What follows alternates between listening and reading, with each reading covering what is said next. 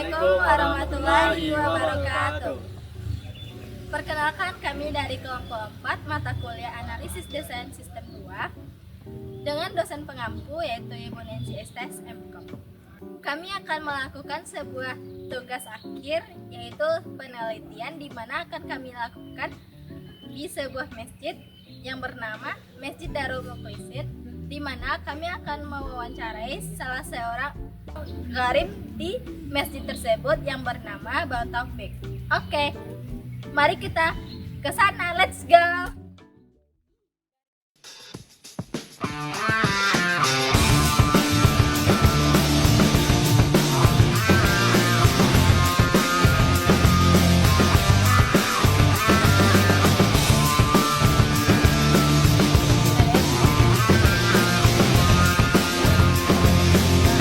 Oke, mari kita ke masjid untuk sholat dan kepada untuk penelitian. Let's go.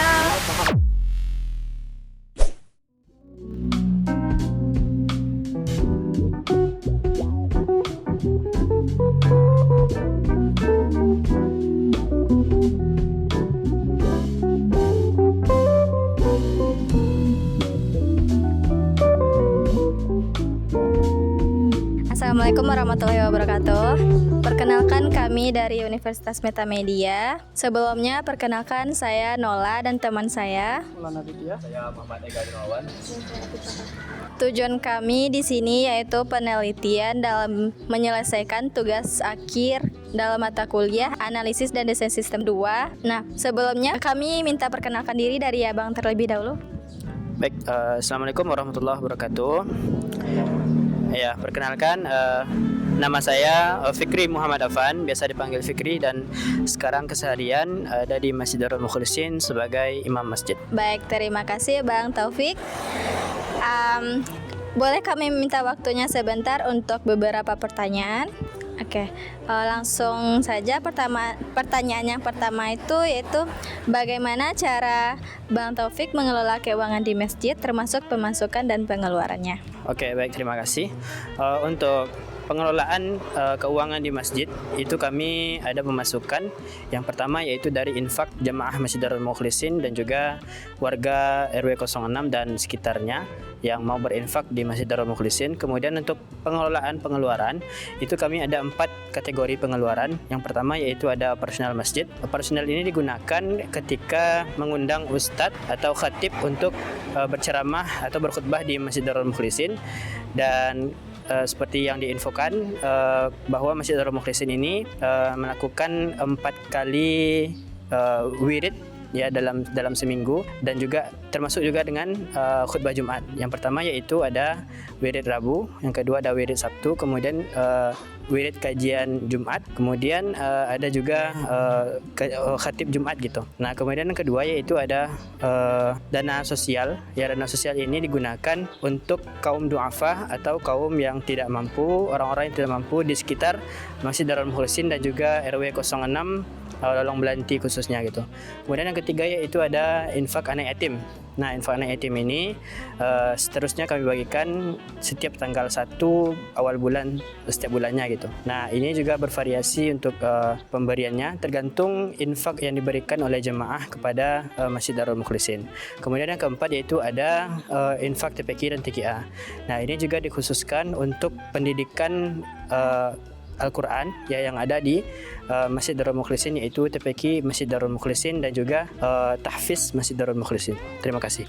Baik Bang, apakah pencatatan pemasukan pengeluaran infak di masjid ini secara harian, mingguan atau bulanan Bang? Ya, kami untuk pencatatan itu ada 2 metode yang kami pakai, yaitu ada setiap minggunya atau mingguan. Yang kedua yaitu ada bulanan.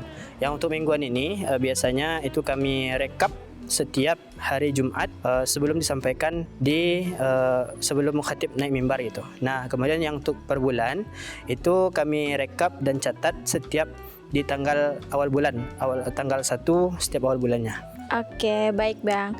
Nah, cara pencatatannya itu apakah menggunakan buku tulis, Excel atau dalam sebuah software Bang? Oke, untuk pencatatan kami masih menggunakan metode tulis ya, tulisan. Jadi nanti direkap oleh bendahara Masjid Darul Mukhlisin dan semuanya itu dilaporkan ke pengurus masjid gitu. Nah, kemudian yang kedua yaitu kami laporkan juga di grup WA Masjid Darul Mukhlisin, adapun juga jamaah Masjid Darul Mukhlisin. Baik, terima kasih kepada Bang Taufik. Lalu selanjutnya kita akan masuk ke pertanyaan yang kedua yang akan ditanyakan oleh teman saya yaitu Muhammad Ega Darmawan. Kepada Ega, saya dipersilakan. Baik Bang, saya akan lanjut ke pertanyaan yang kedua yaitu bagaimana proses pencatatan dan pelaporan dana zakat, infak, dan sedekah yang diterima oleh masjid? Oke, baik. Terima kasih ya. Untuk proses pencatatan atau pengelolaan zakat ini, ya kami setiap setelah sholat Jumat atau ba'da sholat Jumat itu kami selalu menghitung infak yang ada di Masjid Darul Mukhlisin. Ada 2 kotak infak yang paling utama yang kita hitung. Yang pertama ada di depan pintu laki-laki dan juga di belakang ada di depan pintu perempuan. Nah, setelah dihitung kemudian langsung dilaporkan kepada pengurus masjid. Nah, dari penjelasan Abang tadi, itu kan pencatatannya ada di buku. Nah, pencatatannya itu antara dana zakat, infak, sedekah, dan lainnya apakah dipisah atau digabungkan dalam satu buku? Baik, seperti yang saya sampaikan tadi, kami itu membagi 4 kategori gitu ya. Namanya sama aja gitu, infak, sedekah ataupun zakat sama gitu. Tapi yang paling utama itu kami bedakan menjadi 4 kategori saja. Dan untuk penerimaan seperti yang telah disampaikan tadi, kami menerima dari infak dari Masjid Darul Mukhlisin atau dari jamaah Masjid Darul Mukhlisin yang setiap hari melaksanakan sholat. Kemudian juga dari donatur yang telah ditetapkan gitu dan tertetap di tahun 2025 gitu. Ada sekitar 104 orang kalau saya tidak salah ya untuk donatur ini. Oke Bang, terima kasih Bang. Untuk pertanyaan selanjutnya akan dipertanyakan oleh teman saya, Ofika Persenda. Baik Bang, saya akan melanjutkan pertanyaan selanjutnya. Apakah ada laporan keuangan yang diumumkan secara berkala kepada jamaah? Jika iya, dalam bentuk apa Bang?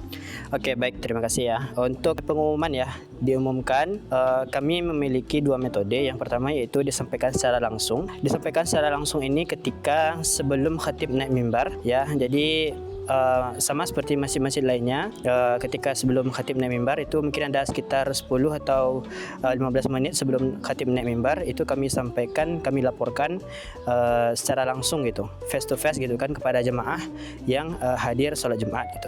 Nah, kemudian yang kedua itu kami juga laporkan setiap minggunya dan setiap bulannya itu di grup WhatsApp Masjid Darul Mukhlisin gitu, jemaah maupun pengurus. Baik Bang, terima kasih. Mungkin selanjutnya.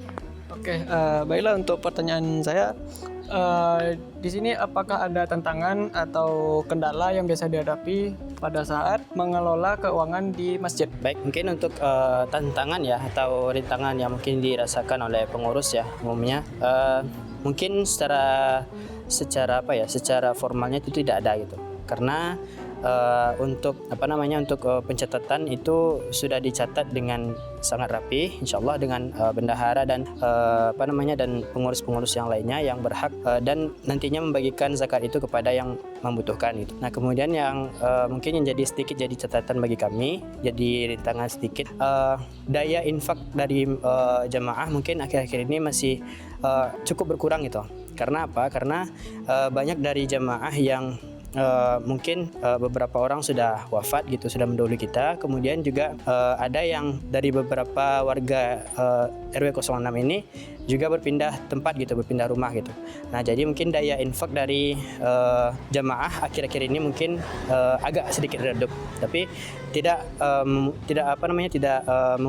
selalu memunculkan itu menjadi masalah gitu.